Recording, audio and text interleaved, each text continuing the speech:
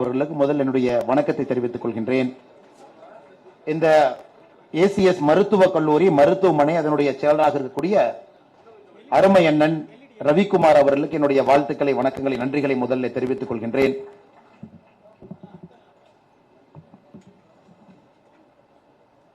இந்திய மக்கள் கல்வி முன்னேற்ற கழகத்தினுடைய நிறுவன தலைவர், தொலைக்காட்சி நடத்தக்கூடியவர், சமூகத்தின் மீது பெரிய அக்கறை இருக்கக்கூடிய அற்புதமான மனிதர், நம்முடைய பாரத பிரதமர் நரேந்திர மோடியுடைய கருத்தை வலுப்படுத்த வேண்டும் என்று நினைக்கக்கூடிய அண்ணன் தேவநாதன் யாதவ் அவர்களுக்கு நன்றி கலந்த வாழ்த்துக்களை, வணக்கங்களை தெரிவித்துக் கொள்கின்றேன். மேடையில் இருக்கக்கூடிய டாக்டர் எம்ஜிஆர் கல்வி மற்றும் ஆராய்ச்சி நிறுவனத்தினுடைய தலைவராக இருக்கக்கூடிய ஏசிஎஸ் அருண்குமார் அவர்கள் அவருக்கு என்னுடைய வாழ்த்துக்களை, வணக்கங்களை, நன்றிகளை தெரிவித்துக் கொள்கின்றேன். இந்த நிகழ்ச்சி நடப்பதற்கு மிக முக்கியமான காரணம் ஐயா ஏசிஎஸ் அருண்குமார் அவர்கள். அவர்களுடைய சிறப்பு நன்றிகளும் இந்த நேரத்தில் நான் தெரிவித்துக் கொள்கின்றேன். அதே போல மேடையில் இருக்கக்கூடிய இந்த கல்லூரியினுடைய துணைவேந்தர் மேடம் கீதா லட்சுமி அவர்களுக்கு என்னுடைய நன்றிகளை தெரிவித்துக் கொள்கின்றேன். மேடையில் இருக்கக்கூடிய முன்னாள் ஏஐசிடியினுடைய டைரக்டர் ரவிச்சந்திரன் ஐயா அவர்களுக்கு, retired officer from the Indian administrative service ஐயா தனவேல் அவர்களுக்கு, former directorate of medical education doctor Jayachandran அவர்களுக்கு, இந்த அரங்கத்தில் முன்னிறுக்கையில் இருக்கக்கூடிய எல்லா தலைவர்களுக்கும் என்னுடைய வாழ்த்துக்களை, வணக்கங்களை தெரிவித்து, மாணவ செல்வங்களே, தமிழ்லயே பேசலாங்களா? எல்லாருக்கும் கொஞ்சம் வெளி ஸ்டேட் ஸ்டூடெண்ட்ஸ் இருப்பாங்களா? பிரச்சனை இல்லை. Anybody who has come from outside Tamil Nadu, can I just raise your hand? Okay, people. So ரெண்டு கலந்து பேசுறேங்க, so that they will also get the hang of what I'm trying to convey. I take this opportunity to first greet you, wish you and thank you for sparing your time. நீங்க எல்லாருமே உங்களுடைய நேரத்தை கொடுத்து கல்லூரியுடைய அழைப்பை ஏற்று இந்த நிகழ்வுக்கு வந்திருக்கிறீங்க. அடுத்த 45 நிமிடம் நான் ஒரு துளி அரசியல் கூட பேச மாட்டேங்க. Not even a single drop of politics will be in my speech for the next 45 minutes. ஏன்னா நாம் இங்கே அமர்ந்திருப்பது, ஒரு அரங்கிலே ஒன்றாக இருப்பது, குறிப்பாக அடுத்த கட்ட India, the new India, the India that we are imagining. And as a responsible voters, as a responsible citizen, what is expected out of you to create this new India? இதை மட்டும் ஒரு பொருளாக வைத்து 45 நிமிடங்கள் உங்களுடைய நேரத்தை நான் எடுத்துக்கிறேன். The reason that we wanted to come to your college and talk to you because all of you present here are students of service. ஒரு சர்வீஸ் மைண்ட் செட் இல்லைன்னா இன்னைக்கு யாரும் அந்த காலேஜில் இருக்க மாட்டீங்க. Somehow at your young age, some point of time, the word called service entered into your mind. You felt your life should be dedicated to a larger purpose, to serve the humanity in whatever capacity you have, to serve this country, to serve this society, and to create better human beings. And dedicate your whole life over the next 40-50 years after you graduate from this campus to make sure humanity always prospers. That is why we are very particular that we should come to your campus today and talk to you. நாங்கள் இங்கே வந்திருப்பதற்கான முக்கிய நோக்கமே, இந்த அரங்கத்தில் வெளியரங்கத்தில் இருக்கக்கூடிய எல்லா சகோதர சகோதரிகள் அனைவருமே சேவை என்கின்ற ஒரு கோட்பாட்டில் நாம் இணைந்திருக்கின்றோம். மேல இருக்கக்கூடிய எல்லா தலைவர்களும் சேவை, இங்க இருக்கக்கூடிய மாணவ செல்வங்கள் நீங்கள் அனைவரும் சேவை. சேவை என்கின்ற ஒரே கோட்பாடு முன்னிருக்கையில மிக மூத்த நம்முடைய டாக்டர்ஸ் எல்லாம் அமர்ந்திருக்கிறாங்க. The whole life is dedicated to service. Odd time, even time, whatever be the time, they want to care about the other person, not care about money, not care about the material comforts. That is why we felt it is better to come to this campus and talk to you about building a new India, how you can act as a pillar in getting the new India created.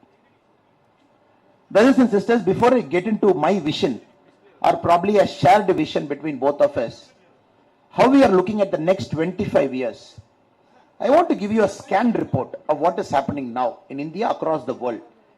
Normally you all take x-ray as doctors when any patient goes. To see the current status of a patient, you call for an x-ray or CT. So likewise today we will do an x-ray or a CT. I'll ask you a couple of questions, only then I can do my x-ray. So you got to participate with me over the next 5-7 minutes. How many of you have a cell phone? I know it's an idiotic question, but how many of you still have a cell phone? You all have. How many of you have a cell phone here? Okay, you all have. You're allowed to carry cell phone. How many of you have an iPhone? Everybody, okay. How many of you have the latest iPhone? The last released iPhone? That's the latest, that's the last one. Can you just stand up? Can you just lift your phone and show to everybody? Okay.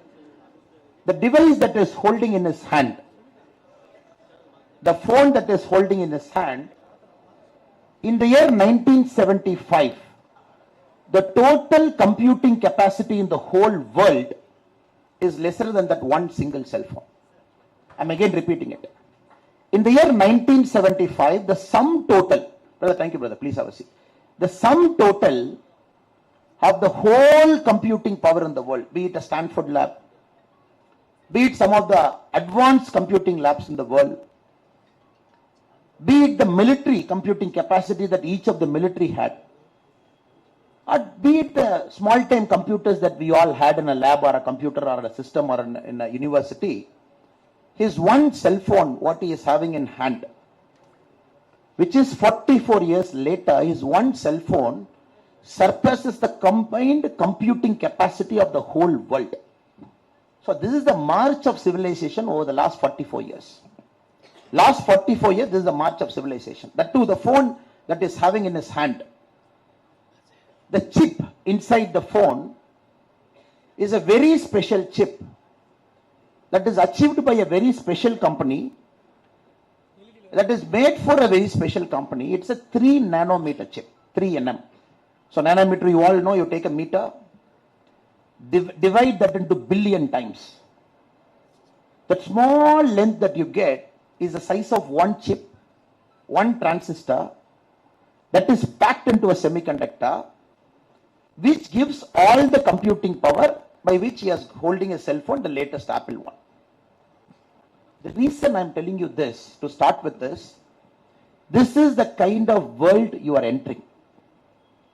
In 7 years from now, in the same campus, when somebody comes to the same stage, யாரோ ஒருத்தர் இங்க வந்து யாராச்சும் ஒரு மாணவர் எந்திரிக்க சொல்லி உங்க கையில செல்போன் இருக்கா? I don't know that point of time whether it is Apple or Samsung or whatever the name of the company is. Can you just take the cell phone? When they repeat it 7 years from now, probably then that person's cell phone would have surpassed the combined computing power in the world in the 2000. 2000 la evlo computing power irundhugo, 7 years from now one cell phone will surpass it. So that is the kind of world we are looking. This comes with enormous complexity, enormous challenge, which requires leaders of absolute integrity, leaders of absolute service mindset to navigate this tough world. As we speak now, we are guarding our ships thousands of kilometers away, because that ship is bringing an oil, it is bringing some sort of a manufactured item to our Indian shore, which is being attacked in the Red Sea by the Houthi rebels. So our Indian ships are flying 2,000, 3,000 kilometers away, safeguarding the ship that is bringing any important component to our shore. It's a very complex world. Not a very easy world. It's not a very binary world. Very complex world. Politics have become so complex. And that is the world we are looking at the next 25 years. This world has also got the highest potential. Highest potential. Probably in the next 25 years, we are going to see the very first time in humanity, we will not have a single poor person in this entire planet. In our generation, we are going to achieve it. There is not going to be a single poor person who will wait outside a temple or a church or a mosque, somewhere outside asking for a bun or a tea or a coffee or 100 rupee or a 50 rupee. That is the world you are going to achieve. Topic ரொம்ப சிறப்பா கொடுத்திருக்காங்க. முதல் தலைமுறை ஜனநாயக வாக்காளர்கள். First generation democratic voters. So most of you will vote in 2024 mostly.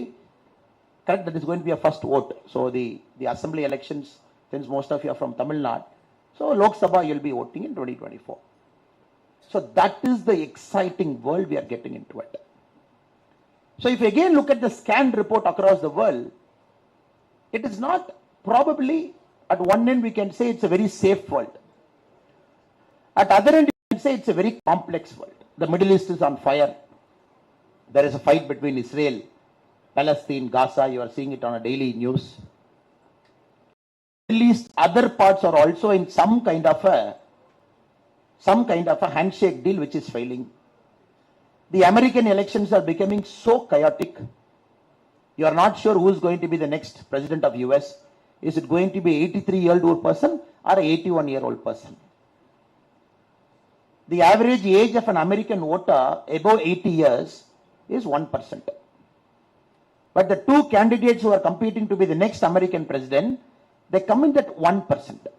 Not the younger generation who has got a vision how the world should be. அதே மாதிரி வேற இடத்துல பாருங்க, பக்கத்துல Pakistan, you see, Pakistan army has backed one candidate. The independents have backed one candidate. The media is backing one candidate. Last 4 days, we are not sure which is going to be the next candidate. You go to Bangladesh, the main opposition party did not participate in the election. One party was in the election which won the prime ministership again back to one party. So when you scan the world like an X-ray, it's a very complex, chaotic, it's a world in which you cannot make sense of what has happened.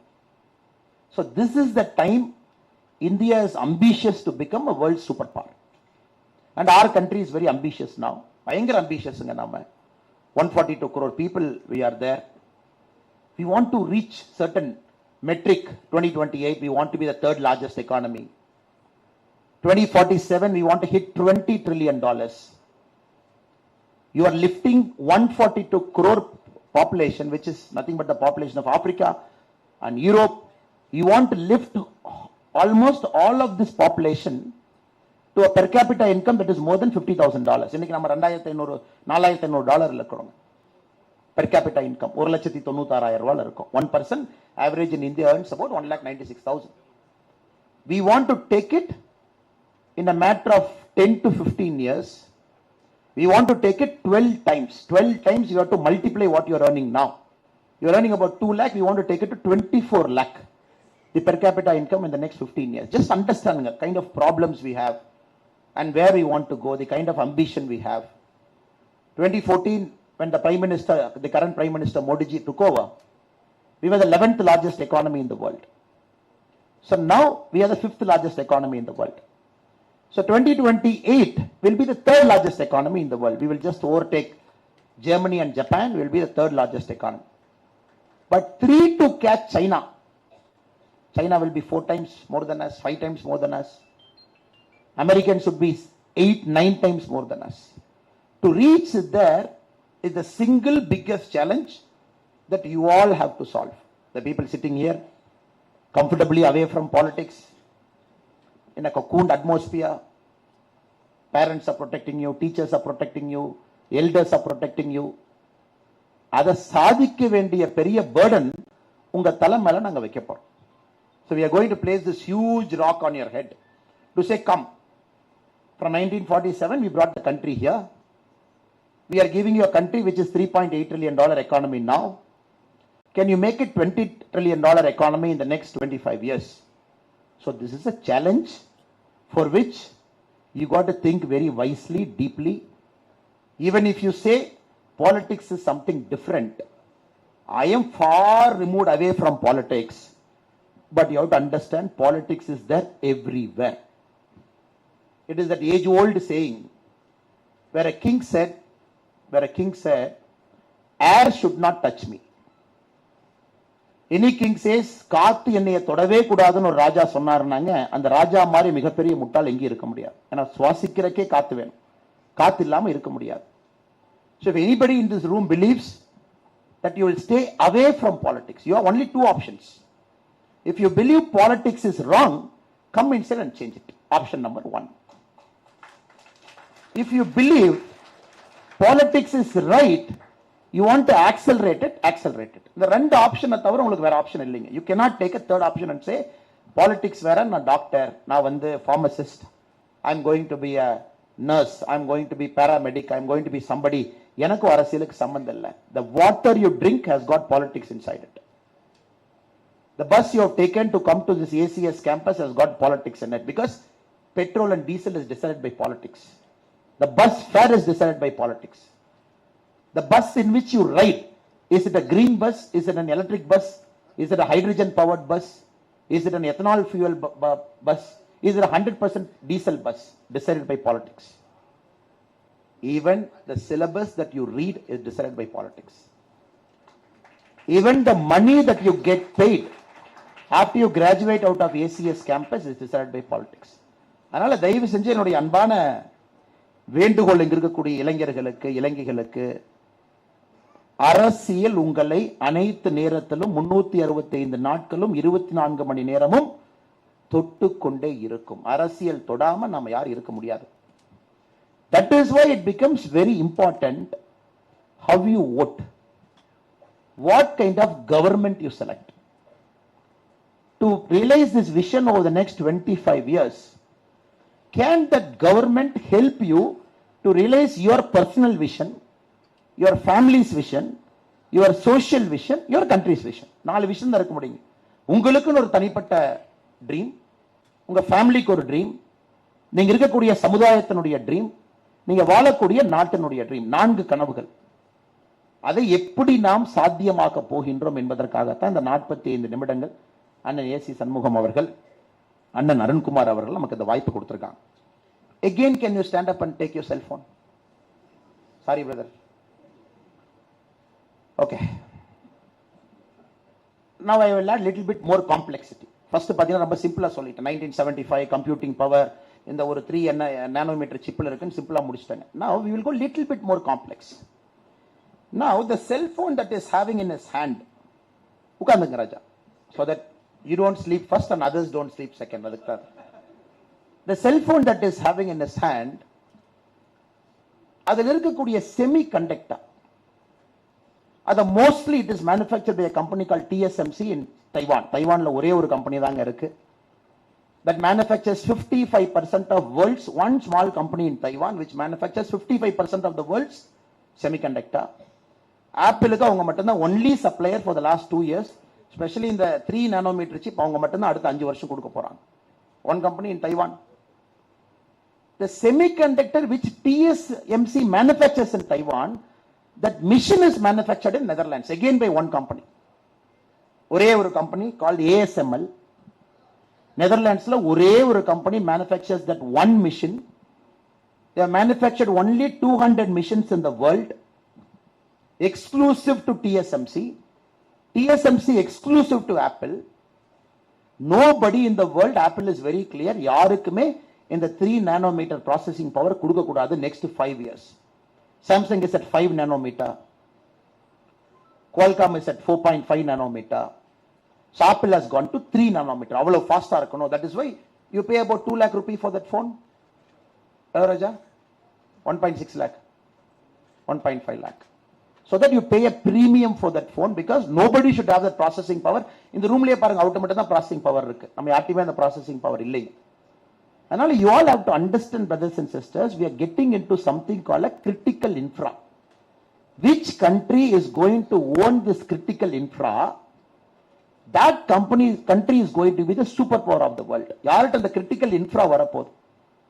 That Netherlands company ASML doesn't supply to any person. It supplies to Apple, it supplies to Samsung, it supplies to Intel. யாரு கொடுக்க மாட்டாங்க. TSMC doesn't supply to anybody. இப்ப the critical infra is what we are going to invest over the next 25 years. We want to build infra, critical infra, not infra na road கிடையாது. So that your dream of achieving $20 trillion by 2047 or $5 trillion by 2028 is achieved. இன்னைக்கு our Vande Bharat trains, we are at 82 Vande Bharat train இருக்குங்க. So look at the infra we are trying to build. So we want people to move from point A to point B in lesser number of time. So you can't travel at, we are not happy when you travel at 80 km per hour. நம்ம happy இல்லைங்க. Sir நான் வந்து 80 km per hourல travel பண்றேன். You cannot achieve the vision of $5 trillion when you travel at 80 km per hour. 80 km per hour is 5 times more than what my grandfather traveled. அவர் மாட்டு வண்டியில புலி சாதம்லாம் கட்டிட்டுங்க, மாட்டு வண்டியில் ஏறித்தான் எங்க தாத்தா எங்க அப்பாக்கு எங்க அம்மாவை பொண்ணு பார்க்க போனார். 2 நாள் போனார். மாட்டு வண்டி போய் மாடெல்லாம் கட்டி அவுத்து வச்சுட்டுங்க, அதுக்கு வக்கிப்புல்லாம் அதுலயே போகும். Like many of the stories in your home. அப்புறம் திரும்ப வரும்போது அந்த வீட்டில் புலி சாதத்தை எடுத்து கட்டிக்கிட்டு மறுபடியும் வருவாங்க. Now we do that coverage in a matter of 30 minutes now. 30-40 minutes cover பண்ணும். Now 80 km per hour has decided the fate of humanity over the last many centuries. It is our speed. Now India is thinking, can we make it 160 km per hour? Can I just double that speed of 160 km per hour? Because இன்னைக்கு இந்தியாவில் நீங்க ஃபாஸ்டா ட்ரெயின்ல போனோம் அப்படின்னா 160 km per hour ஒரு 4 Vande Bharat train ரூட்ல ஃபாஸ்டா போலாம். அதுவும் பத்தாதுன்னு நாம சொல்றோங்க. To achieve $20 trillion, you will be traveling in more number of time in which your productivity will come down. Now we are thinking in 2026, can we build a bullet train? Now people ask me, a bullet train, ஒரு bullet train க்கு 1 லட்சம் கோடியா? The cost of one bullet train, what we are building from Ahmedabad to Mumbai, it is costing 1 lakh crore, 1 லட்சம் கோடி, which is 1/3 of Tamil Nadu's budget. Our state budget is 3 lakh crore. நிறைய economics பேசுறேன், தப்பா நினைச்சுக்காதீங்க. Only then you will get a broad idea of what we are trying to convey. The one bullet train that India we are trying to build from Ahmedabad to Mumbai for a distance of 508 km is 1/3 of Tamil Nadu's budget for 8.5 crore people. 8 கோடி மக்களுக்கு ஒரு வருஷத்துக்கான பட்ஜெட்டை 1/3ல ஒரு ட்ரெயின்ல invest பண்றோம். Now somebody should tell me whether it is worth investing. என்ன sir நீங்க மட்டும் தான் பேசின்னு கூட்டு வந்தாங்க, கேள்வி எல்லாம் கேட்டாங்க, டஃபா போயிடுறாங்க, பதில் சொல்ல மாட்டோம்.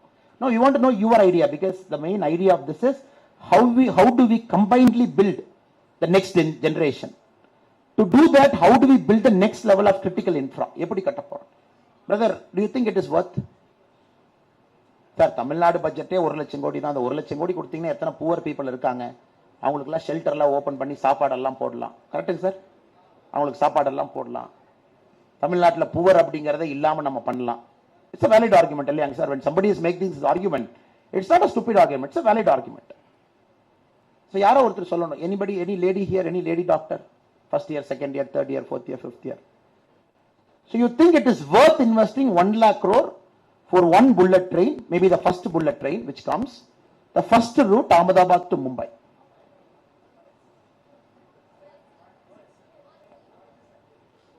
worthங்களா? யாருமா? அந்த பாப்பாட்ட கொடுங்க, அங்க பாருங்க, 5th பாப்பா.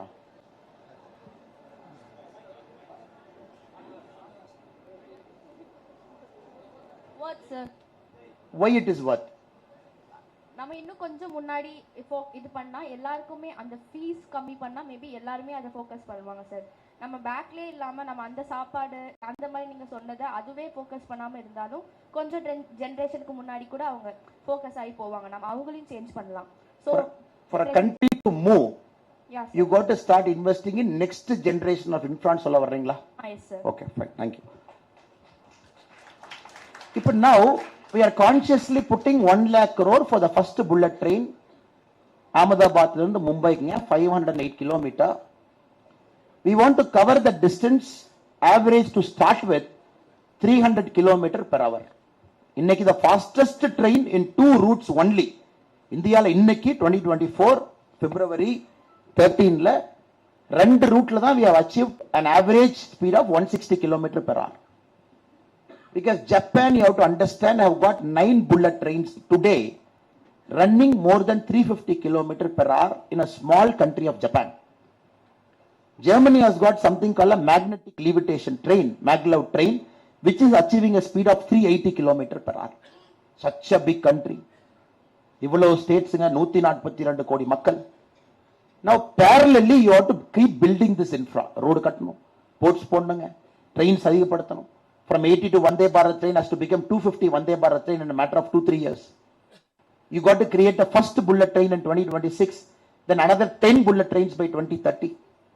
So that goods moves faster from place A to place B. People travel faster from place A to place B. காலையில எந்திரிச்சு ஒரு ஊருக்கு போய் நீங்க மெடிக்கல் எல்லாம் பார்த்து நைட் சென்னைக்கு வந்துடுற மாதிரி ஒரு இந்தியா உருவாக்கணும் அப்படிங்கறதுக்கான நோக்கத்துக்கு the next level of critical infra is being built. இது ஒரு பக்கம். So all over India you see 2014 we had 74 airports. Can anybody tell me what is the number of airports today? பேப்பர்ல டிவில பார்த்திருப்பீங்க. சார் 2014ல 74 airports இருந்துச்சு. இன்னைக்கு எவ்வளவு ஏர்போர்ட்னு யாராச்சும் பார்த்திருப்பீங்களா? மெடிக்கல் ஸ்டூடெண்ட்ஸ், பட் அவங்கன்னா எக்கனாமிக்ஸ் எல்லாம் கேட்கறாங்க. So brothers and sisters, we have doubled our airports. Today we are at 149. So 2014 1947 to 2014, 67 years. The total airport we have built in this country is 74. In 9 years, we have doubled and taken it to 149. 149 பத்தாதுங்க. It's a country of 142 crore people. People are just traveling by air. எங்க அப்பா இது வரைக்கும் விமானத்துல போனதே இல்லைங்க. My mother has never traveled in an airplane. என் குடும்பத்துல I am the first generation to travel in an airplane. So அதே மாதிரி இங்க இருப்பீங்கல்ல. சார் எங்க அப்பா அம்மா போனதே இல்லை, நான் தான் பிளேன்லாம் போயிருக்கேன். Now everybody wants to get on an airplane because you are traveling faster. Now we have to touch 250 airports by 2030. போதுங்களா 250? போதுங்களா? போதுங்களா? Because we have a functional airplane of 700 today. இன்னைக்கு இந்தியால மொத்தமா மேல பறந்துட்டு இருக்கிற விமானத்துல இறக்கி ஏசிஎஸ் காலேஜில் லேண்ட் பண்ணி அண்ணன் ஏசி சண்முகம் போய் அண்ணன் போய் எத்தனை விமானம் இருக்குன்னு என்னாருன்னா இன்னைக்கு 700 பிளேன்ஸ் தான் இந்தியால மொத்தமா இருக்குது. But we have ordered another 1100 planes which are being manufactured in different parts of the world, which is going to come in the next 6 years. இன்னைக்கு 700 planes தான் பறந்துட்டு இருக்கு. 1100 விமானங்கள் ஆர்டர் பண்ணியாச்சு, which will come to us in the next 7 years, which will take the number of aircrafts to 1800. For us, 2047, when you want to become a developed nation, $20 trillion, you got to have a minimum of 6,500 airplanes. Vision, scale, thinking, that level of infra building, that level of critical technology கொண்டு வரணும். ஏதோ ஒரு ஊர்ல ஒரு நெதர்லாண்ட்ஸ்ல ஒருத்தன் he manufactured one machine, he has got the proprietary technology, he gives it to one guy in Taiwan who manufactures chips, and that guy gives it to one Apple who decides 1,50,000. We have to break it. Because இப்ப நீங்க பாத்தீங்கன்னா அந்த உலகத்தில் இருக்கக்கூடிய பெரிய நாடுகள்லாம் over the last 40-50 years they have started controlling technology with patents. பெரிய பெரிய யூனிவர்சிட்டி எல்லாமே they started evolving patents, they started controlling the world. இது எல்லாத்தையும் உடைக்கணும்.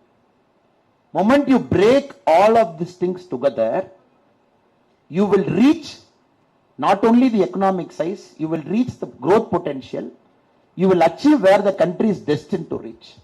இது ஒரு பாட்டு. இப்ப கொஞ்சம் இன்ட்ரெஸ்டிங்கான பாட்டுக்கு வருவாங்க.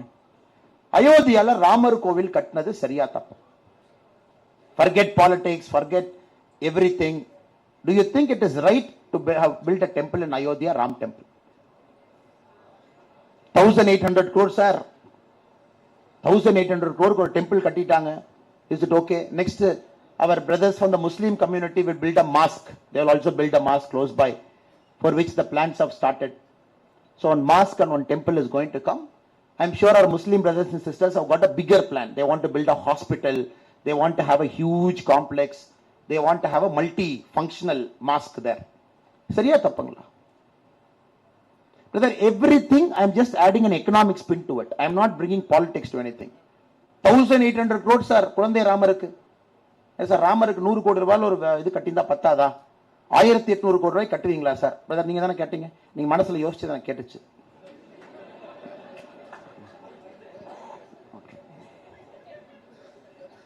Okay.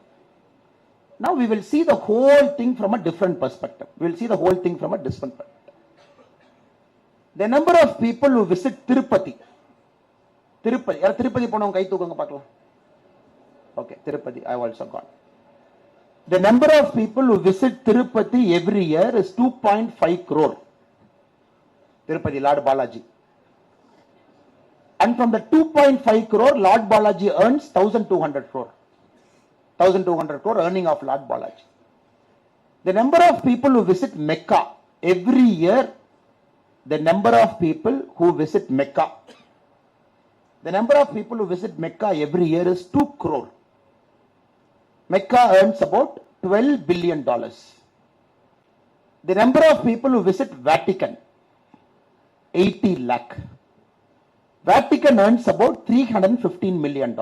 இதான் world's largest footfalls. இங்க தான் அதிகமான மக்கள் from the Islamic community, from the Christian community, from the Hindu community they go to their places of worship. Tirupati, 2 crore, 1200 crore. 2.5 crore, 1200 crore.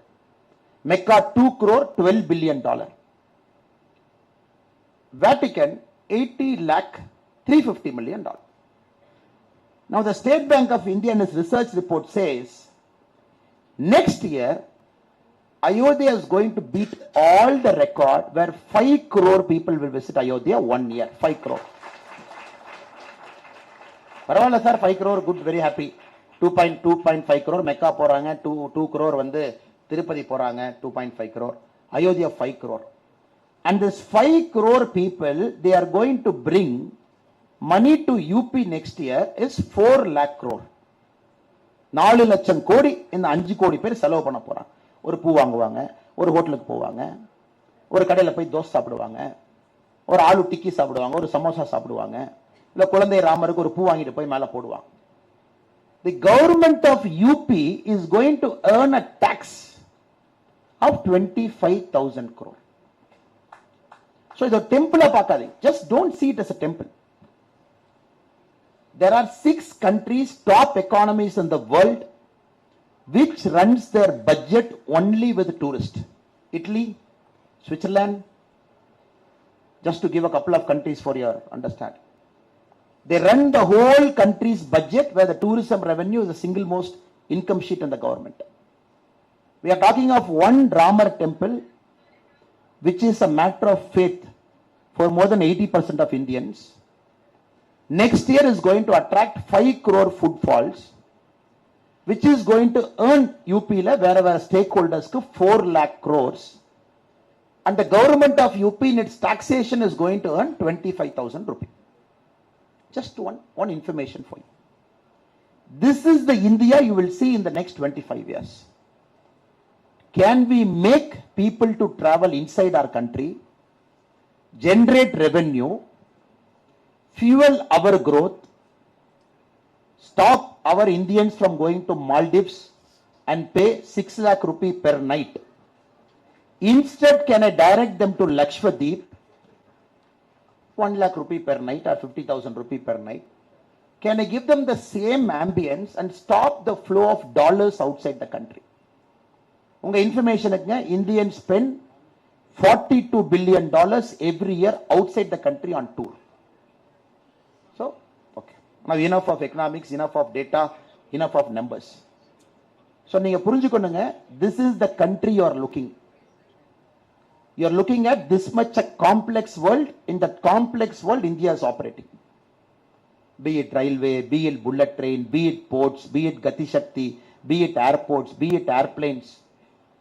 We have to fix everything in this country at a speed, unimaginable speed, at a speed nobody has done, so that we achieve third largest economy by 2028, by $20 trillion by 2047. So brothers and sisters, my appeal to all of you is, we request you to be a part of this change. We request you to accelerate this change. We request you to consciously endorse this change, because this is going to affect 142 crore humanity as a whole. 142 கோடி இந்தியர்கள் எப்படி வசிக்க போறாங்க அப்படிங்கறதுங்க அடுத்த 25 ஆண்டுகள் no country in the world, no country in human history has undergone change at this speed, at this scale, at this pace. யாரும் பண்ணல. We are going to do it. We will do it in the next 25 years. 2026 first bullet train, next bullet trains. From 80 to Vande Bharat train has to become 250. A clean country we want. Every place should look clean. Quality of medical infra has to shoot up. Agriculture productivity has to go up. The road connectivity to the last mile, last village has to go 100%. Everybody should get tap water in their home. Right now, 67% of our country gets tap water. Water and tap. We want to make it 100%. We have achieved the first goal of building 100% toilets in our country. 99.9% of our country has got a gas connection. 99% of our country has got an electricity. So we got lot of things to cover. Ella 100%, 100%, 100%, 100%. Or maybe with one card, in 2047, without paying 1 rupee, the country has to give medical services for free. By the time we might have money, we might have taxation. You are looking at 4 lakh crore. You are looking at 25,000 crore. 25,000 crore as a taxation from a single Ramar temple in Ayodhya. You never know what will happen 25 years from now. Maybe this places the whole education of the state. ஒரு 4-5 அங்க இருக்கக்கூடிய 4-5 tourism come spiritual விஷயங்கள் எல்லோருக்கும் கொடுக்கு. So இந்த இந்தியாக்குள்ள நாம எல்லாம் போக ஆரம்பிச்சிருக்கிறோங்க. It's going to be an amazing journey for all of you. For all of you. So 2047 நாம சொல்லும் பொழுது there should be one guy standing up or one girl standing up holding something in hand that should be made in India product. And the technology, be it the original equipment manufacturer OEM or be it the original design ODM, whatever it is, and the technology India la irukonu. And the manufacturing capacity and capability inga irukonu, not in Netherlands. That level of mass production should be in India, not in Taiwan. So I just took cell phone as an example to give an idea of what complexity the cell phone has got. And the India உருவாக்க politics முக்கியம். Politicsல யாரு வந்து உட்கார போறாங்கன்னு தீர்மானிக்க உங்க ஓட்டு முக்கியம். So let us talk only about development over the next 25 years, and let us achieve progress in our lifetime by which before we die we should not have a single poor person in our country. நம்ம நாட்டுல even if there is one poor guy, ஒரு ஏழை நம்ம நாட்டுல இருந்தாலும் கூட நம்ம வேலையை நானும் சரியாக செய்யவில்லை என்ற அர்த்தம், நீங்களும் சரியாக செய்யவில்லை என்ற அர்த்தம். ஏன்னா the nature has gifted our generation this opportunity. நம்ம ஜெனரேஷனுக்கு இந்த வாய்ப்பு கொடுத்திருக்கு. No generation got, we got. So how we decide to run this country over the next 25 years will decide how this country is going to be. And not only is it India developed nation by 2047, நீங்க வேற வேற வார்த்தைகள் கேள்விப்பட்டிருப்பீங்க. Pax Americana, have you heard the word called Pax Americana? Pax Britannica, have you heard the word called Pax Britain? So ஒரு செஞ்சுரியில ஒரு நாடு தீர்மானித்தது உலகம் எப்படி இருக்க வேண்டும் என்று. One country decided how the world should run. Britain decided for 100 years. Now Americans are doing it for 75 years. And we believe come 2050, India will decide how the world should be run. The Pax India கான நேரம். அதுக்கு இவ்வளவு வேலை செய்யணுங்க. We have to do so much work. We have to lay a lot of groundwork cover பண்ணணும். Lot of hard work. Building critical infra. Building accountable government. Every single rupee of taxpayer money should be spent wisely. Should be spent for the person who needs it the most. Should be spent with the integrity. இதெல்லாம் ஒரு part. This is what I wanted to really convey to you. Economics will decide India. Politics will decide economics. Your vote will decide politics. So let us not get into any other thing for today. இது உங்களிடம் பேச வேண்டும் என்பது என்னுடைய அன்பான வேண்டுகோள். அதுக்காகத்தான் ஸ்பெஷலா நம்ம ACS Arunkumar sir, ACS Shanmugam ஐயா இந்த வாய்ப்பை கொடுத்தாங்க. To expand your vision a bit. நார்மலா பொலிட்டீஷியன்ஸ் பேசுறது நீங்க கேட்டிருப்பீங்க, இது பேசுவாங்க அது பேசுவாங்க. Today I want to expand your mind a bit to say, look, this is happening and we have to go there.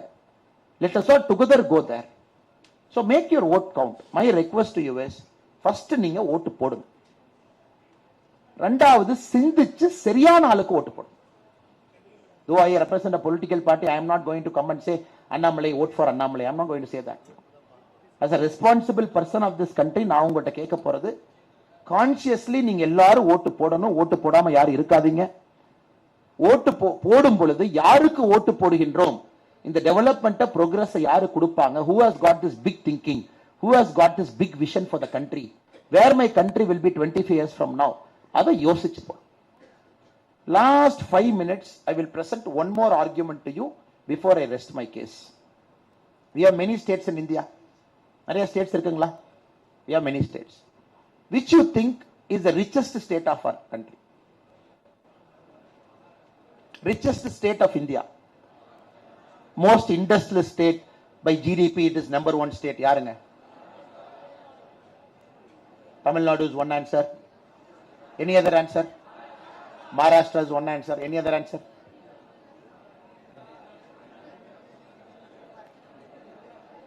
Gujarat is one answer. So, Maharashtra, Tamil Nadu, and Gujarat. Three options we have. Today, the state with the highest GDP in our country is Maharashtra. The second place is shifting between Tamil Nadu and Uttar Pradesh. 9.1%, 2% Tamil Nadu, 9.1%, 2% UP.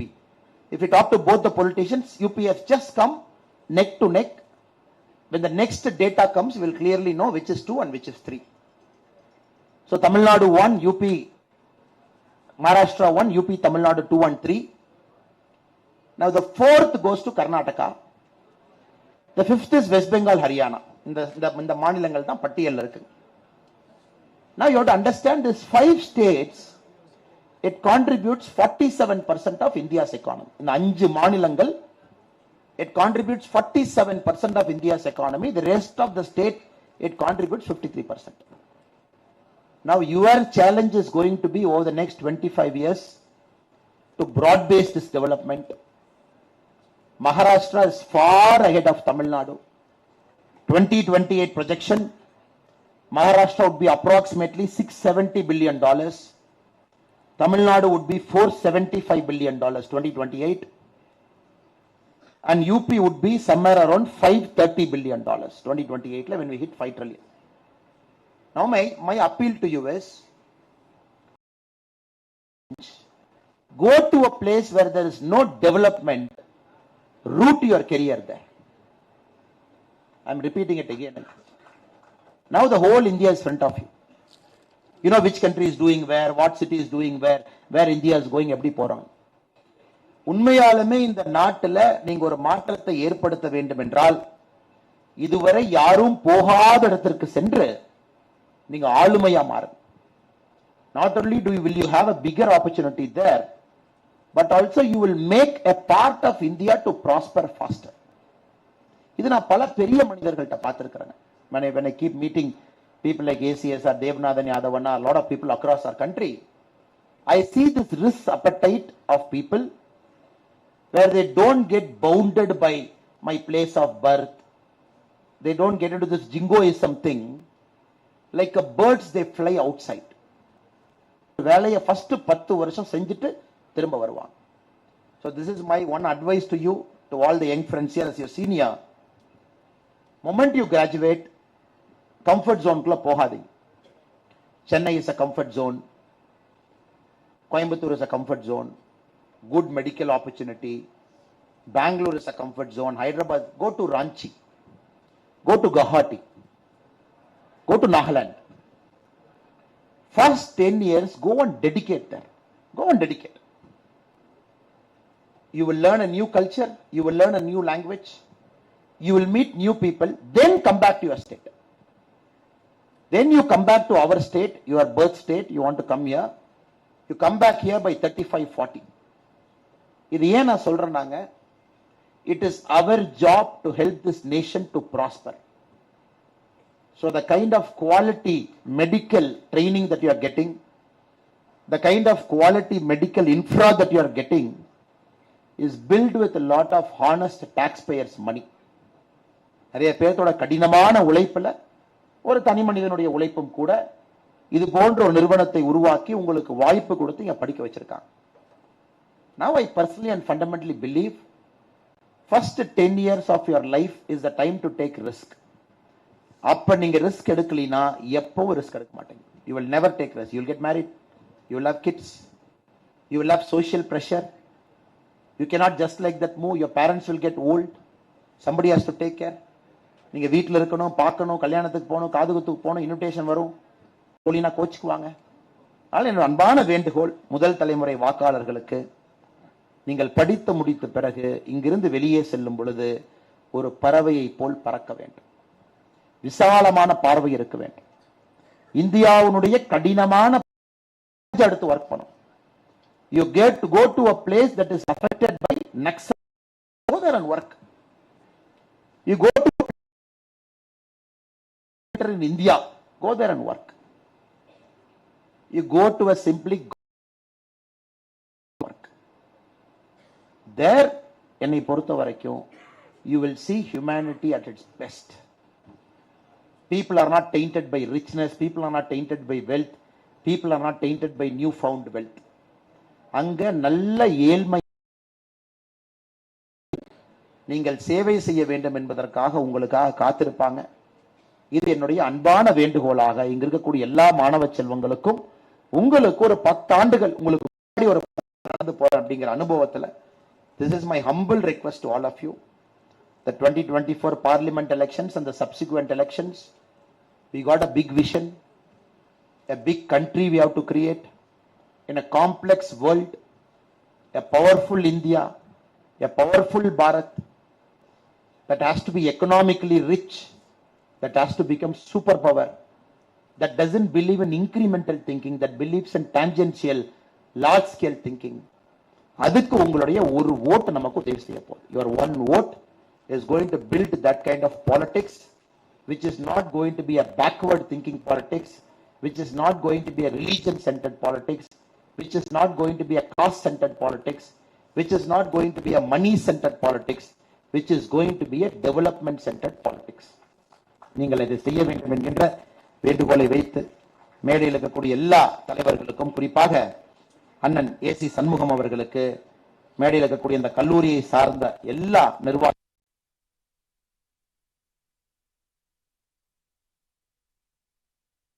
இருந்தாலும், normally a lecture that you might not hear normally. I will come and give some jingo speech here, there. Give you a jingo speech.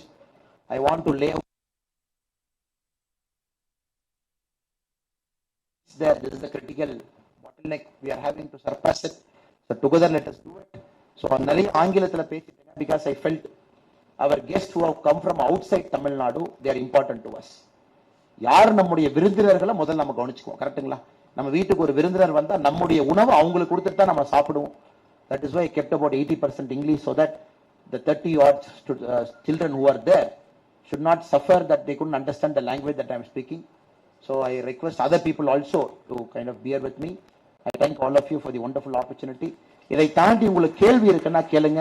I'll be very happy to take your questions and answer it. We still have another 10-15 minutes more, I think.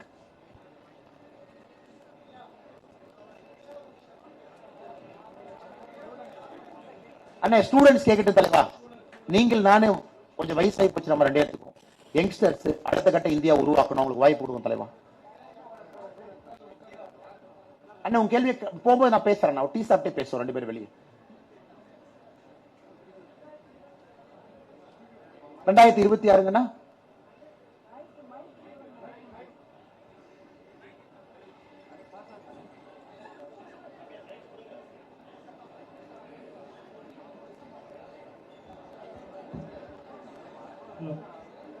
Hello hello sir, என் பேர் Naveen sir. 2026 அந்த bullet train plan சொன்னீங்களா sir? அது எப்படின்னா இப்போ எல்லாராலையும் வந்து affordable பண்ண முடியுமா, இல்லை வந்து எப்படி சார் அது மிடில் கிளாஸ் ஆளுங்களும் போக முடியுமா, இல்லை எந்த மாதிரி பிளான் சார் அது? சார் ஒரு விஷயம் நாம் புரிஞ்சுக்கணும் சார். சில infra is not meant to be socially equitable. உட்கார்ந்துங்க சார். அதாவது விமானத்தை கண்டுபிடிச்ச பொழுது, ஒரு விமானம் வந்த பொழுது, நம்ம விமானம் there is a certain class of people who need to travel faster. அவசியம் இல்லை. ஸோ இந்தியாவில் எல்லா தரப்பட்ட மக்கள் இருக்காங்க. ஃபிளைட்ல போனா தான் இம்பார்ட்டன்ட் இல்லை. Lot of people comfortably travel by train, comfortably travel by bus. சில ஊர்ல சைக்கிள்ல கூட போறாங்க, கம்ஃபர்டபிளி மெட்ரோ கூட எடுக்கிறது. எதுக்காக அந்த புல்லட் ட்ரெயின் அப்படிங்கிற வார்த்தையை நான் உங்களுக்கு சொன்னேன் அப்படின்னா சார், அதான் அந்த கேள்வி நான் கேட்டேன். அந்த sister here 1 lakh crore rupee investment. Bank of ஜப்பான்ல இருந்து 80,000 கோடியை கடன் வாங்குறோம். at a rate of interest of 0.01% for the next 50 years கடன் கட்டுறோம். ஜப்பானீஸ்னுடைய டெக்னாலஜி எடுத்து இந்த புல்லட் ட்ரெயினை கட்டுறோம். 50 வருஷம் அவனுக்கு கடன் கட்டணும், 0.01%. அதுதான் கேட்டா வேணுமா வேண்டாமா அப்படின்னு. சார் இன்னைக்கு கான்செப்ட் ஆஃப் யூரோப் பாருங்க sir. You look at how Europe is. The concept of Europe is you can move from one country to other country in one day and come back. இப்ப நிறைய பேர் பாத்தீங்கன்னா Switzerland is so costly to live. நிறைய பேர் Switzerlandல இருக்க மாட்டாங்க. They live outside Switzerland. They travel 200 kilometers by car one way. Many of our Indians who live do a work and come back 200 kilometers daily. Daily 400 kilometer travel பண்றாங்க. எனக்கு தெரிஞ்ச நிறைய பேர் 200 kilometer they do it in about 1 hour 40 minutes. While coming back they do it in 1 hour 40 minutes. ஏன்னா அவங்களுக்கு அங்க போய் சுவிட்சர்லாந்துல தங்கி அந்த வீட்டுக்கு வந்து வாடகை கொடுக்கறத விட it is much outside to stay outside the country, go in and get out. The concept of trains which links France and England world over பாத்தீங்கன்னா sir, basically cost of doing business you got to minimize. Cost of doing business. இன்னைக்கு நான் கோயம்புத்தூர்ல இருந்து சென்னைக்கு வரணும், option என்னன்னா sir, let us imagine I am a lawyer. கோயம்புத்தூர்ல இருக்கேன், நான் சென்னையில ஹை கோர்ட் ஒர்க்குக்கு வரணும்.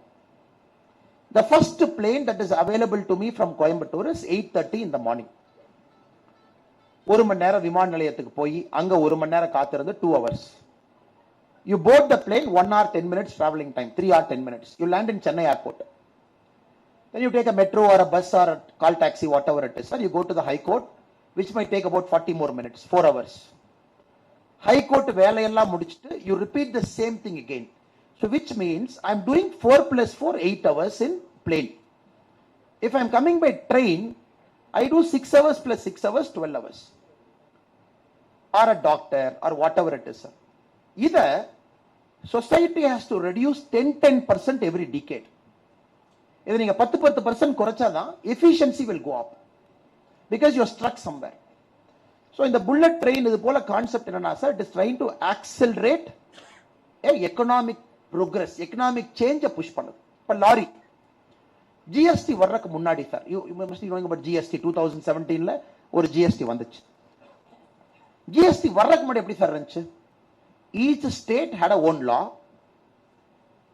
ஒரு ஸ்டேட்ல இருந்து இன்னொரு ஸ்டேட் போனா நீங்க பாத்திருப்பீங்க, anybody who travel interstate அப்படியே லாரி எல்லாம் ஓரத்துல நிக்கும், பாத்திருக்கீங்களா? செக் போஸ்ட்ல, செக் போஸ்ட்ல போய் அந்த சலான் அந்த ஸ்லிப் எல்லாம் போட்டு வேஸ்ட் ஸ்லிப் எல்லாம் போட்டு காமிச்சு அதுக்கு 2 மணி நேரம் ஆகும்.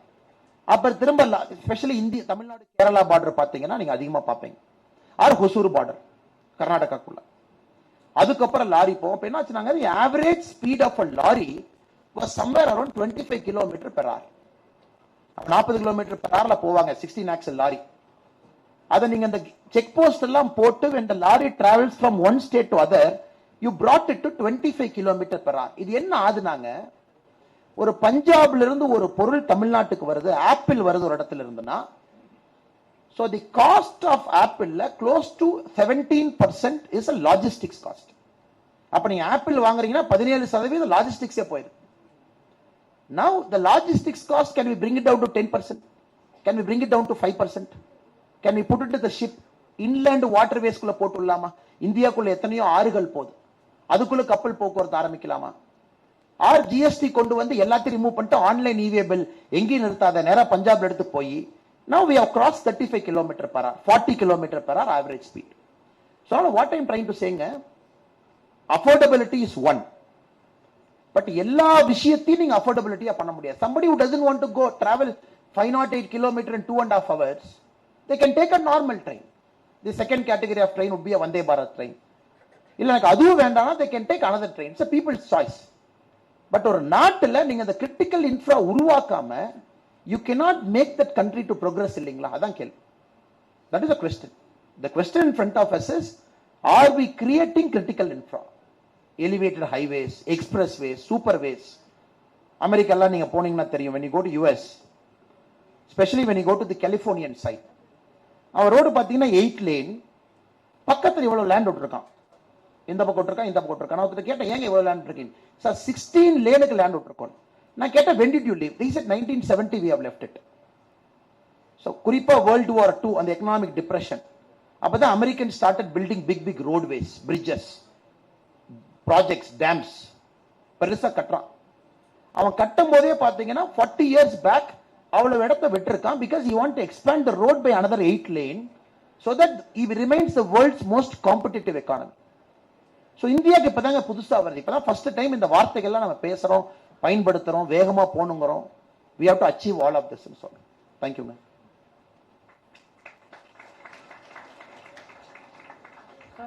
அங்க ஒரு தம்பி, அங்க ஒரு தம்பி.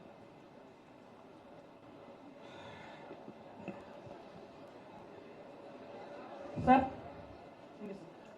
Hi sir, myself Vignesh sir, from MBA department. So என்னோட கேள்வி என்னன்னா, நீங்கள் வந்து மல்டிபிள் ஜாப்ஸ் வந்திருக்கீங்க, லைக் இன்ஜினியரிங், அப்புறம் MBA, அப்புறம் போலீஸ், அப்புறம் இப்போ பாலிடிக்ஸ் ஆயிருக்கீங்க. இப்போ நீங்கள் வந்து ஐஏஎம்ல கிராக் பண்ணுறது அவ்வளோ ஈஸியான ஜாபும் கிடையாது, ஐபிஎஸ் கிராக் பண்ணுறது ஈஸியான ஜாபும் கிடையாது. நீங்கள் ஐஏஎம் பாஸ் பண்ணி ஐஏஎம் படிச்சுட்டு அதை கிட் பண்ணிட்டு ரிஸ்க் எடுத்து ஐபிஎஸ் ஆனீங்க. அதே மாதிரி ரிஸ்க் எடுத்தும் இப்போ பாலிடிக்ஸ் வந்துட்டீங்க. ஸோ உங்களுக்கு எதை சார் ட்ரைவ் பண்ணுது? இவ்வளோ ரிஸ்கிங் ஃபேக்டர்ஸை நீங்கள் வந்து கடந்து ஒரு ட்ரைவ் என்ன சார் உங்களோட ட்ரைவாக இருக்குது? அது மட்டும் இல்லாமல் எங்களை மாதிரி யங்ஸ்டர்ஸ் வந்து ஒரு சர்டின் விஷயத்தை நோக்கி போகும்போது சில ஒரு பீரியட் ஆஃப் டைம் ஒரு ஷார்ட்னஸ் வந்துடுது, சில ஒரு சலிப்புத்தன்மை, அதை அச்சீவ் பண்ண முடியுமா முடியாதா, ஒரு ரிஸ்க் ஃபேக்டர்ஸ் இருக்குது, நம்மளால் கம்ப்ளீட் பண்ண முடியுமா இல்லையான்ற ட்ரைவ் வந்து ஒரு சமயத்தில் போயிடுது. ஸோ உங்களுக்கு என்ன ட்ரைவ் சார்? இவ்வளோ ஜாப்ஸ் நீங்கள் இருந்திருக்கீங்க, உங்களுக்கு எந்த ட்ரைவ் உங்களை வந்து புஷ் பண்ணுச்சு இவ்வளோ விஷயத்தை நீங்கள் அச்சீவ் பண்ணுறது?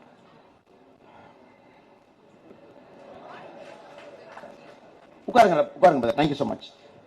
Honestly, I don't have an answer to that question. I really don't have an answer so that I can prepare something and say. But I will just tell you what I thought at a certain point of time. ஒரு வாழ்க்கையில என்னுடைய ஒரு நேரத்துல எப்படி யோசிச்சேன்.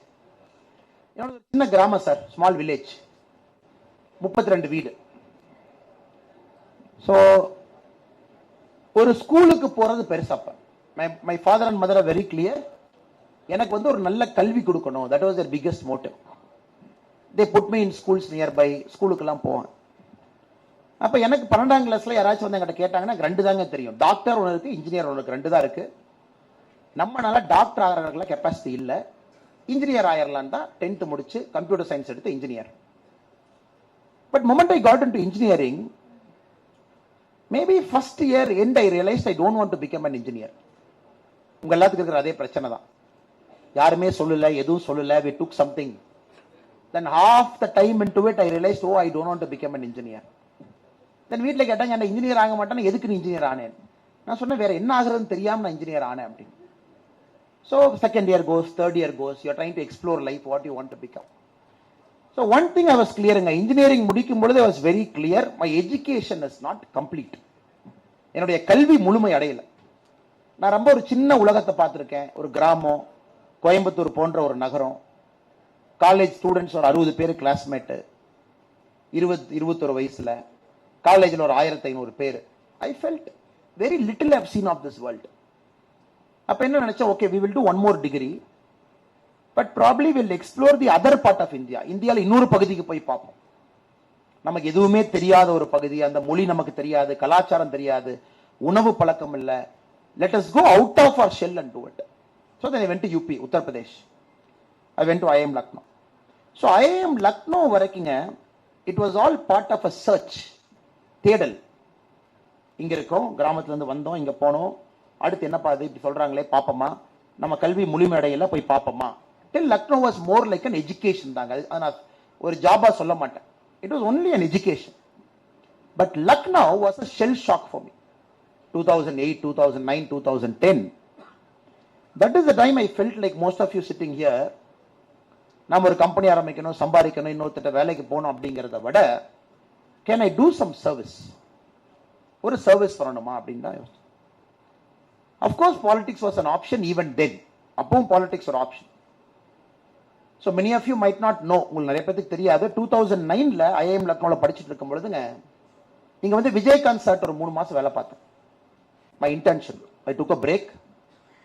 I came and worked for Vijaykanth, DMDK party then, for about 3.5 months, trying to see politics, என்ன பண்றாங்க, what are they trying to do. then after my stint with the DMDK party, I felt எனக்கும் அரசியலுக்கும் ரொம்ப தூரம், இதுல மாற்றம் கொடுக்கிறது ரொம்ப கஷ்டம். in politics to bring change is really tough. இதுல வந்து ஜாதி, பணம், அதுவும் தமிழக அரசியல்ல வந்து உங்களுக்கு இருக்கக்கூடிய பிரச்சனைகள்லாம் தெரியும். ஸோ இது நமக்கு செட் ஆகாது, அரசியலுக்கும் நமக்கும் ரொம்ப தூரம் அப்படின்னுங்க. there were a couple of options. politics was one, but not fully interested because I felt a person like me will not fit into politics. Civil service was a much better option for me. Got into civil service 9 years, 10 years. அது எப்பவுமே நான் லைஃப்ல என்னுடைய philosophy நான் பாக்குறதுங்க, உங்களுக்கு எது பிடிக்காதுன்னு நினைக்கிறீங்களோ அதான் ஃபர்ஸ்ட் உங்களுக்கு கிடைக்கும். அது உங்க எத்தனை பேருக்கு நடந்திருக்குன்னு எனக்கு தெரியல. இது வேண்டான்னு நினைப்பீங்க, God will make sure that you get that, exactly that you will suffer for 4-5 years. அப்படிதான் சிவில் சர்வீஸ் போனங்க, 9-10 years இருந்தேன். I want to work more in the grassroots வந்தங்க. I came into politics, I was sucked into politics. So cutting the long story shortங்க, most of the time I allowed my heart to dictate rather my brain. நான் பிரெயின்ல இந்த decision எடுத்திருந்தேன்னா எந்த decision எடுத்துக்க மாட்டேன். ஏன்னா IIM லக்னோவில் நான் படிச்சு முடிச்சுட்டு வெளியே வரும் பொழுதுங்க, என்னோட எஜுகேஷன் லோன் வந்து 14.5 lakh rupee. எல்லாம் ஐஏஎம்ங்கிறாங்க, but how many of us know IIM is one of the most costliest MBA in India. 14 லட்சம் என் லோனுங்க. என்னுடைய first salary in IPS as a ASP was 65,000. 65,000 ரூபாய் ASP என் சம்பளம், 14 லட்சம் என் லோனுங்க.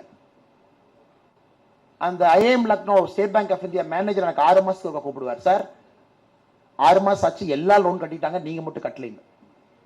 ஏன்னா everybody got into a corporate job, they got 20 lakhs, 30 lakhs, 40 lakhs per annum. They just quickly finished off the loan.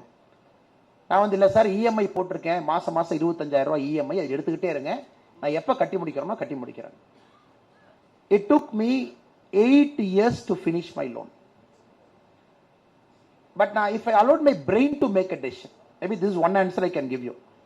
If I allowed my brain to make a decision, IIM ல இருந்து IPS வரது stupidity. Because you cannot afford. ஒரு government சேலரியில ஒரு குடும்ப வாழ்க்கையை நடத்தி 25% நீங்க EMI கட்டி அதுல நீங்க உங்க எம்பிஏ லோன் எப்படி அடைப்பீங்க சார்? அதுக்கு பேசாம நீங்க ஒரு ஆர்ட்ஸ் காலேஜ்ல ஆர்ட்ஸ் படிச்சுட்டு நீங்க ஐபிஎஸ் போயிருக்கணும் இல்லைங்களா? It is so costly. So my answer to you is that to IPS officer in Karnataka. I had a fantastic career. No black mark, nothing, blue-eyed boy of all CM. யார் வந்தாலும் முதல்ல அண்ணாமலை தூக்கி அங்க போடு இங்க போடு அப்படிங்கிற ஒரு பேர் வச்சிருந்தேன், ஒரு கெட்ட பேர் இல்லாத ஒரு வாழ்க்கை. அதிலிருந்து நீங்க ரிசைன் பண்ணிட்டு வெளியே வர்றீங்கன்னா அது செகண்ட் ஸ்டூபிடிட்டி. அது ரிசைன்மெண்ட் ஒரு வருஷம் வேலை இல்லாம இருக்கீங்கன்னா அது தேர்ட் ஸ்டூபிடிட்டி. அது ரிசைன்மெண்ட் சொந்த கிராமத்துக்கு போய் நான் விவசாயம் பார்ப்பேன்னு சொன்னா ஃபோர்த் ஸ்டூபிடிட்டி. இது எப்ப ஸ்டூபிடிட்டி தாங்க? உங்க பிரெயின் இந்த டெசிஷன் எடுத்தா stupidity. But you allowed your heart to make that decision. So I went wherever my heart took me. இது உங்களுக்கும் இந்த பிரச்சனை இருக்குங்க. I think many of the kids here. I remember Dr. Devi Prasad Shetty, a pioneer in your field. Resign பண்ணதுக்கு அப்புறம் doctor தேவி பிரசாத் செட்டியை பார்க்க போனாங்க. I went to his Narayan ரித்தாலயா hospital in Bangalore. So he was doing multiple surgery. So sir told me, வாங்க மத்தியானம் lunch சாப்பிடலாம் அப்படின்னு. So I was with sir, he shared his lunch. He just came from some operation, he was having his lunch, again he was going back to some operation. என்கிட்ட சொன்னாருங்க, தேவி Prasad Shetty sir என்கிட்ட கேட்டார், நீ politics போக மாட்டேன்னு சொன்னா சொல்லு, நீ நானும் சேர்ந்து வேலை செய்யலாம். We'll do some NGO, social work, something we will do. I said, sir, I don't want to give a commitment to you now because I never know, I might get into politics. But இன்னைக்கு எனக்கு என்ன பண்றதுன்னு தெரியாம உங்களை நான் பார்க்க வந்திருக்கேன். I want to start an NGO. I want your idea. எப்படி பண்ணலாம்னு சொல்லுங்க. Then he took me to the topmost floor of the Narayan Hridayalaya in Bangalore. Bangalore topmost floor. There were 300 small children. ஒரு 300 குழந்தைங்க. எல்லாம் பாத்தீங்கன்னா பிறந்து 3 நாள், பிறந்து 2 நாள், 5 days, 1 month, அவ்வளவு குழந்தைங்க இருக்காங்க. lot of children were from Bangladesh, people from West Bengal, அவ்வளவு குழந்தைங்க. ஒரு குழந்தைக்கு ஒரு அட்டெண்டர், ஒரு அம்மா உள்ள இருக்காங்க. So he told me, watch it, இங்கிருந்து பார் அப்படின்னார். So I still vividly remember that moment. We were standing outside, I was watching into that ICU room, big room. He told me, இங்க இருக்கிற எல்லா குழந்தைக்கும் இதயத்துல நாங்க ஆபரேஷன் பண்ணிருக்கோம். All these children operated on heart. 3-year-old baby, 4-year-old baby, 5-year-old baby. நீங்க doctors உங்களுக்கு தாங்க தெரியும், ஒரு 3 நாள் குழந்தைக்கு எப்படிங்க ஹார்ட் இருக்கும்? I think it must be something like this. Then you have to enter that heart and you have to fix something and come. He said, look. Then he told me how he decided to come back to India from UK. அது ஒரு பெரிய story சொன்னாரு. Then he used the same language. He said, Annamalai, sometimes if you are so confused about life, allow your heart to make a decision because the heart always knows what is right for you. உங்க இதயத்துக்கு நிறைய time தெரியும் எது உங்களுக்கு சரியில்லை. ஆனால் நீங்க கேட்கறதுக்கு எனக்கு லாஜிக்கல் ஆன்சர் இல்ல brother. I don't have a logical answer. Who will pay education loan for 8.5 years? Who will pay EMI for 8.5 years? 25,000 per month. So answer இல்லைங்க. But maybe my heart said do it, I did it. இது எத்தனை பேருக்கு பொருந்தும் தெரியல. I'm sure many of you are as confused as me. உங்க வயசுல எனக்கு எவ்வளவு கன்ஃபியூஷன் இருந்துச்சோ உங்களுக்கு அது இருக்கணும். இருந்தா தான் I think you are exploring life னு அர்த்தம். But my only vision prayer to you is when at that moment you see risk, don't see it as risk, see it as opportunity. நான் எதுக்கு உங்கள்கிட்ட பேசும்போது சொன்னேன் go to Ranchi னு ஏன் சொன்னேன்? Sir, you are in Chennai, which has got the world's best medical infra. You are one among the 10,000 doctor here. When you go to some God-forsaken place in our country, which has got a worst infra, you are a god to them. கடவுளுங்க நீங்க, கடவுள். நீங்க போய் பெரிய பெரிய நிறுவனத்துக்கு வெளியே கை கட்டி நின்று அந்த ரோல் கால் போட்டு ஏபிசி ஷிஃப்ட போட்டு இவ்வளவு தூரம் கஷ்டப்பட்டு நம்ம டாக்டர் ஆகி உங்களை விட சூப்பர் ஸ்பெஷாலிட்டி டாக்டர்ஸ் எல்லாம் இங்க இருந்து நீங்க அப்படி யோசிக்க கூடாது. there is a big queue in front of you. உங்களுக்கு முன்னாடி பெரிய queue இருக்கு. அந்த queue எப்படி உடைப்பீங்க? go to Nagaland and break this queue. go to Jharkhand and break this queue. go to Meghalaya and break this queue. தைரியமா risk எடுத்து நான் 10 வருஷம் கல்யாணம் பண்ணிக்க போறது இல்ல sir. I'm only 22. I'm going to get married by 30. இந்தியால worst place என்னன்னு ஒரு குலுக்கல் எடுத்து போட்டு பாருங்க. go to an airport, catch a flight, land there. அந்த ஊர்க்காரங்க உங்களை கடவுளா பார்க்கறாங்களா இல்லையான்னு பாருங்க. But this decision you can never make with brain. You can always make with heart. Only with heart. அதனால எனக்கு தெரியல brother. I leave it to you. அதுக்கு 100% ஹார்ட்டை விட்டு அது டேமேஜ் பிரச்சனை தான். Because the heart will take you everywhere. My marriage life is like that. I allowed heart to decide. My professional life, I allowed my heart to decide. So every single thing my heart decided. Till now, my brain is only 10% decision making. For me, heart is working. உங்களுக்கு எது வேலை பார்க்குதுன்னு நீங்க பார்த்துட்டு முடிவெடுங்க. Thank you so much. கடைசி கேள்வி இங்க ஒரு வாங்க. அங்க தம்பி இருந்தார். கடைசி கேள்வி முடிச்சுக்கலாம் சார். கடைசி கேள்வி. ஒரு எது சிந்தாரு sir. Sorry.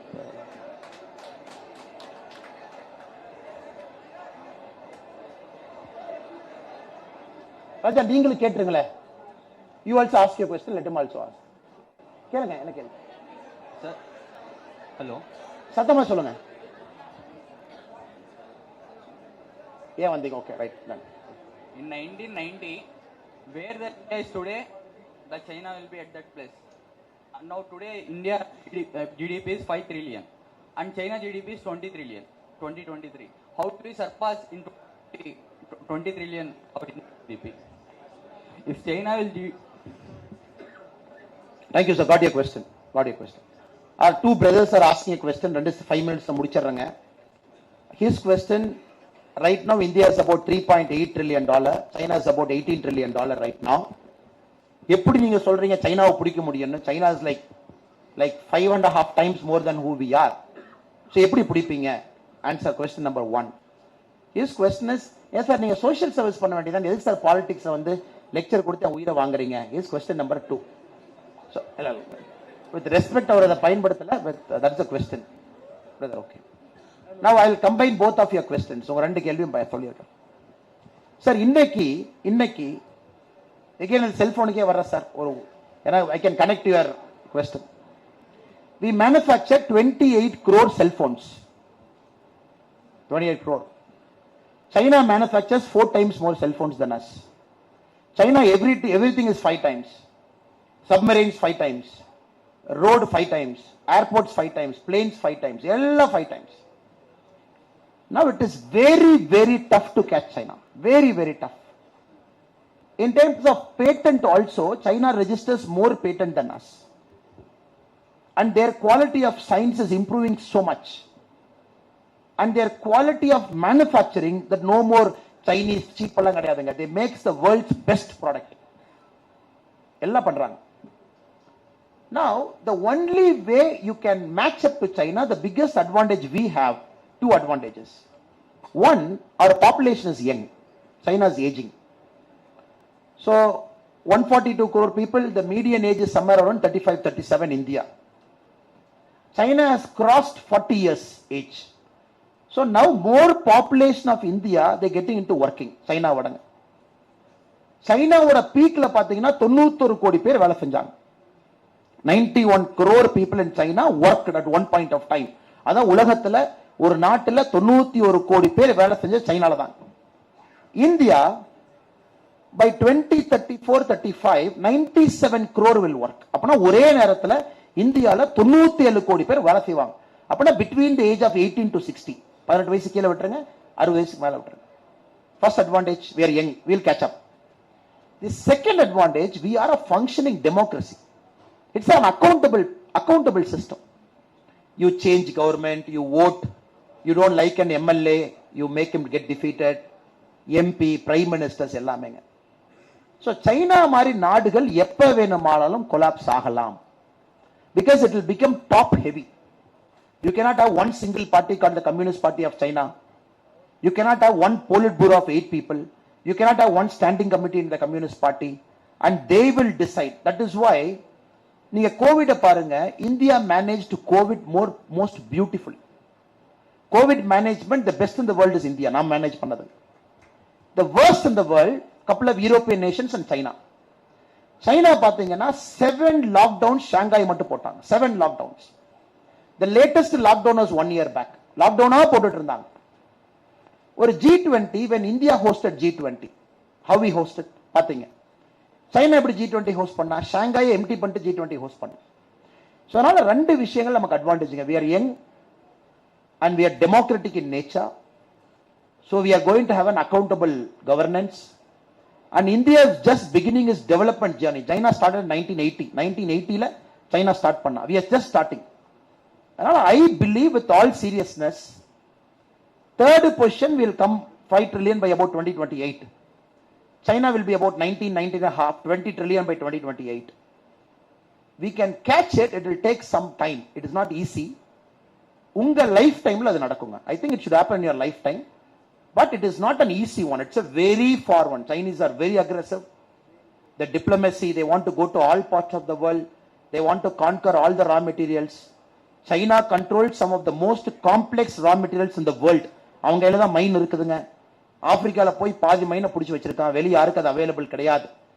So only now India is thinking like that. China 40 ஆண்டுகளா எப்படி யோசிச்சாங்களோ இந்தியால இப்பதாங்க நம்ம யோசிக்க ஆரம்பிச்சிருக்கோம். So it is catchable. Second, now his question. Sir, your question.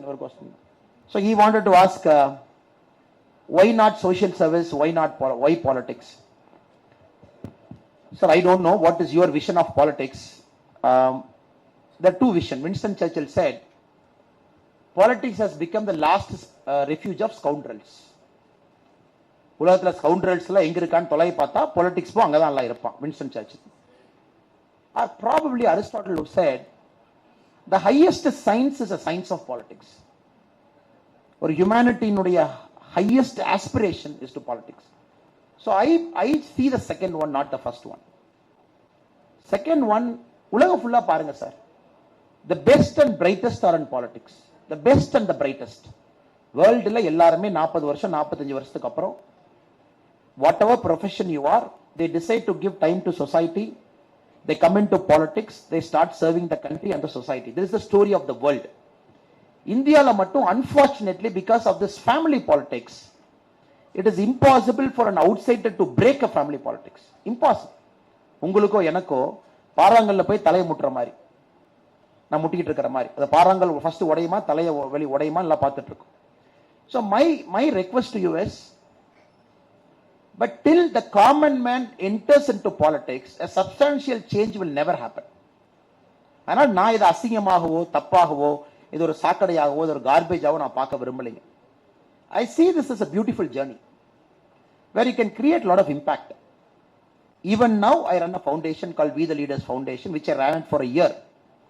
Then different circumstances pulled me into politics. But for you also I would say, be with an open mind.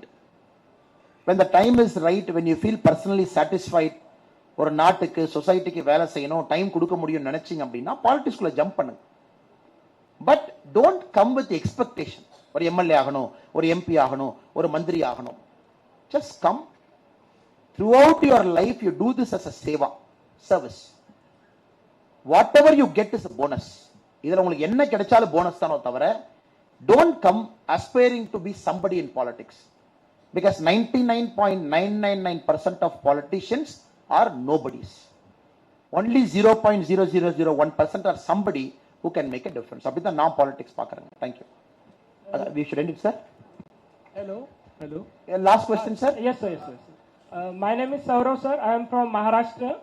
My question is, at the starting of your speech, you told two options. I want to choose first option.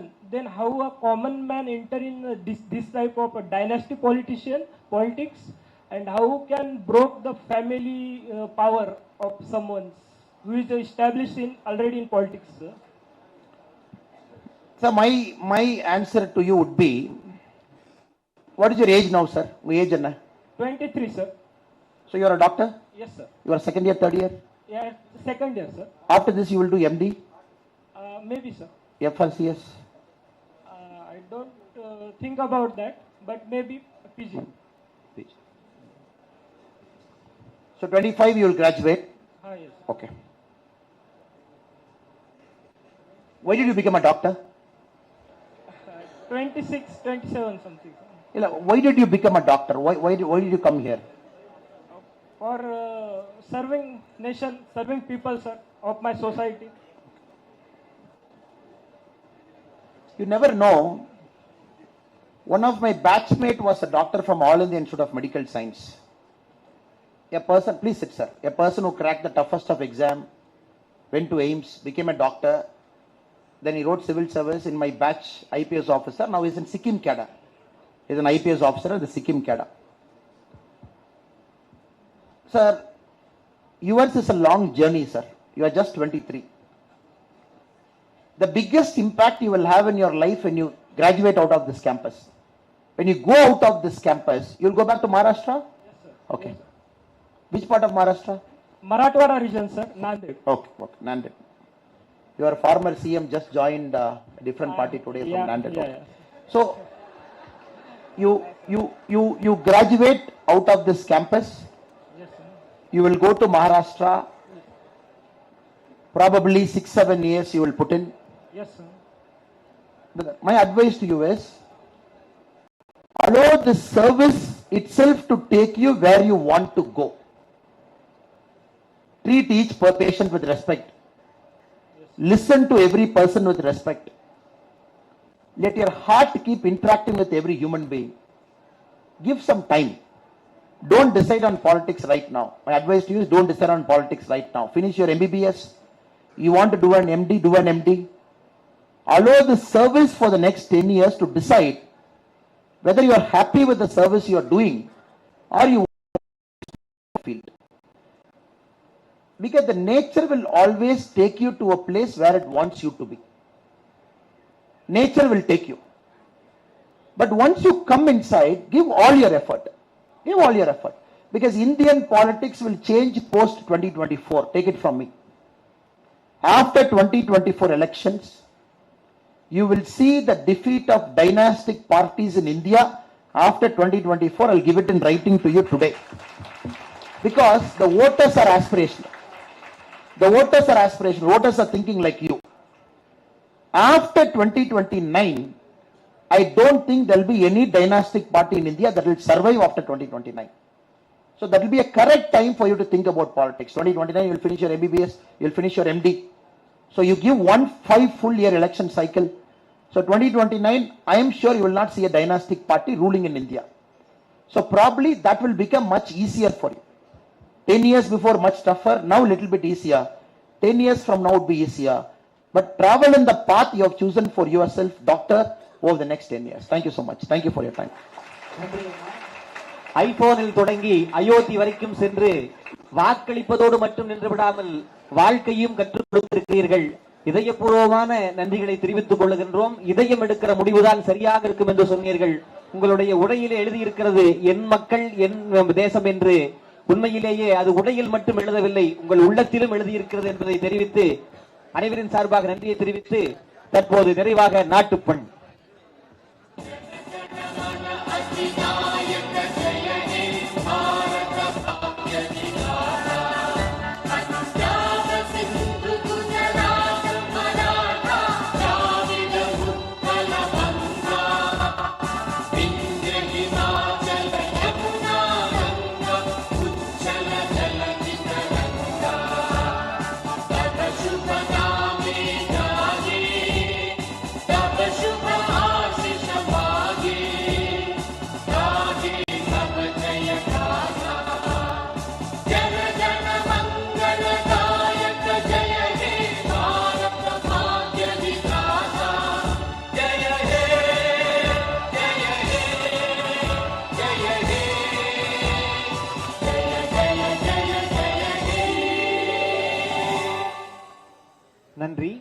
சார்ந்தோர் பெருமக்கள் அனைவருக்கும் நன்றிகளை தெரிவித்துக் கொள்ளுகின்றோம்.